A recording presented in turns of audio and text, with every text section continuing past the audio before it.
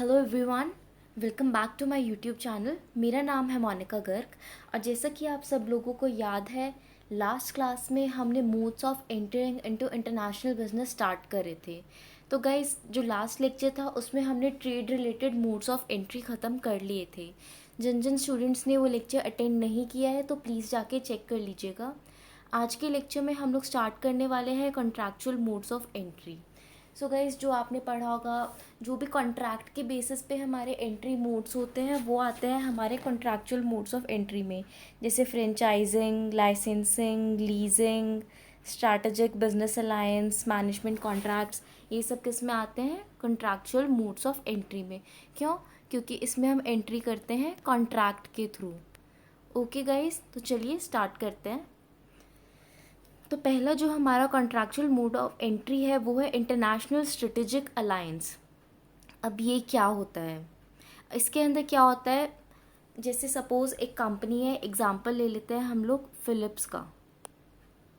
ठीक है, तो फ़िलिप्स अब इतनी बड़ी कंपनी है, फ़िलिप्स का फ़ोन भी आता है, फ़िलिप्स का टीवी आता है, फ़िलिप्स की वॉशिंग मशीन भी आती है, ऐसे ही XYZ बहुत सारे प्रोडक्ट्स आते हैं।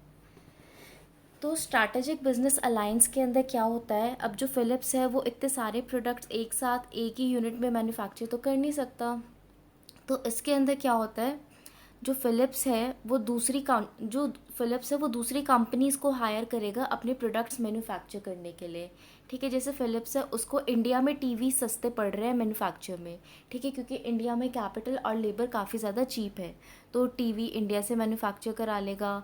मोबाइल फ़ोन्स के लिए उसको चाइना की मार्केट सही लगती है, चीप लगती है, चाइना से मोबाइल फ़ोन्स मैन्युफैक्चर करा लेगा।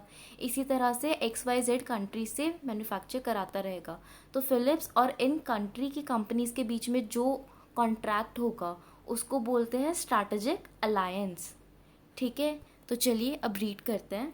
When a firm agrees to cooperate with one or more than one firm overseas to carry out a business activity wherein each one contributes its different capabilities and strengths to the alliance, this is termed as an international strategic alliance। जैसा कि मैंने आपको समझाया कि एक company जब एक या एक से ज़्यादा कंपनी के साथ कॉन्ट्रैक्ट करती है अपने बिजनेस की एक्टिविटी को कंटिन्यू रखने के लिए, उसको हम बोलते हैं international strategic alliance.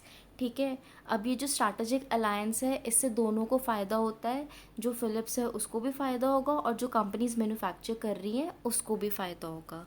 So guys, ये तो था हमारा पहला contractual related mode of entry, international strategic alliance. Next mode हम करेंगे नेक्स्ट लेक्चर में। So stay connected, stay tuned guys.